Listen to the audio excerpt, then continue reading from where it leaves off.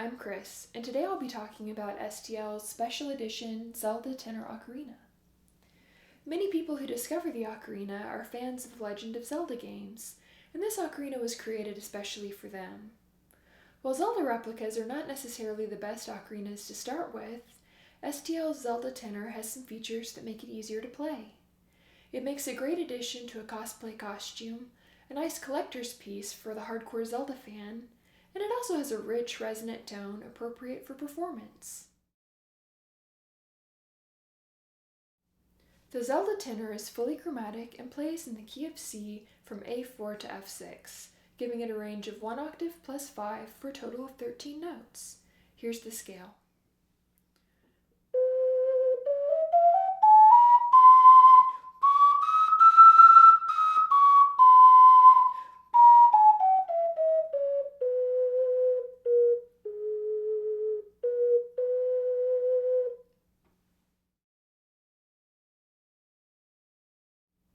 The Zelda Tenor is about 6 inches long, and it's about 4 inches wide.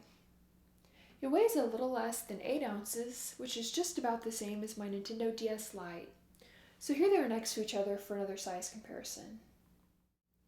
Because it is a replica, the Special Edition Zelda Tenor is designed to look just like the Ocarina of Time from the games, down to the shiny platinum band with the Triforce emblem on the mouthpiece. However, it still utilizes the same 12-hole fingering system of other Tenor C ocarinas from STL.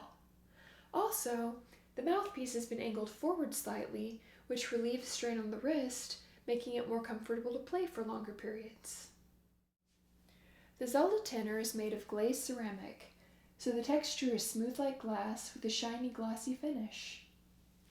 Because ocarinas with a round shape can present a challenge for quickly covering the subholes, both of the subholes have been moved closer to the main holes, making them easier to access and greatly improving the playability. With this in mind, I think that the ergonomic improvements make this the easiest to play Zelda replica that I've tried.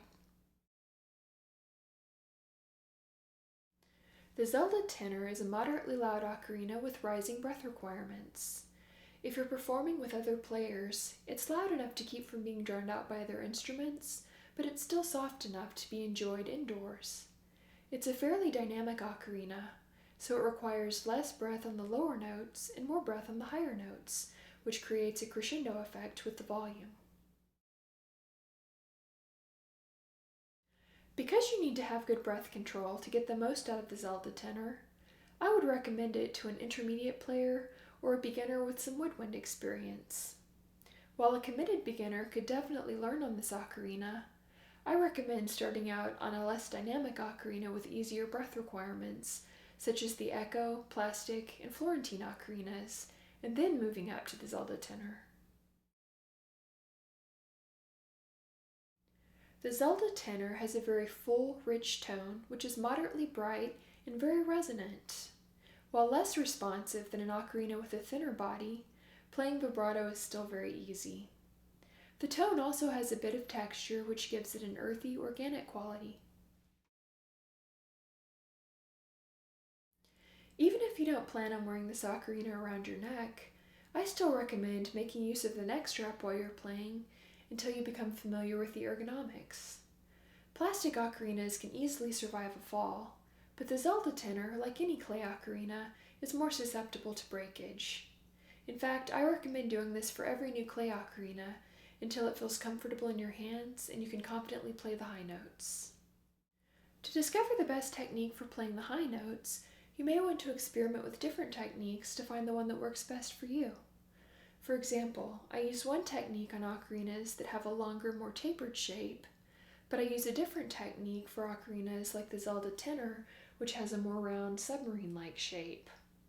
It may take a little bit of trial and error, but the best technique is the one that keeps the ocarina as stable as possible, no matter how many holes are uncovered. To get the best results on the high notes, be sure to use plenty of breath. If you don't, you will sound flat, and the notes themselves will sound very weak and airy, like this.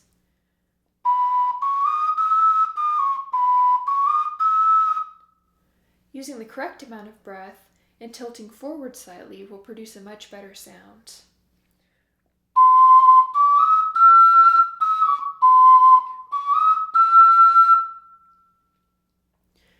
practice low B and A by comparing them with B and A one octave higher to make sure that you're using the correct amount of breath.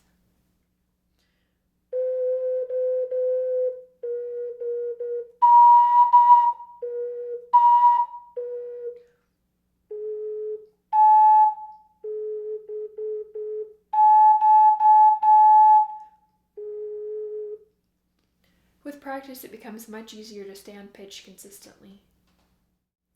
The tenor C range is a very versatile range for the ocarina, so I recommend playing a wide variety of music on it. As a Zelda fan, I enjoy playing music from the games, so I would definitely learn at least a few Zelda tunes on this ocarina.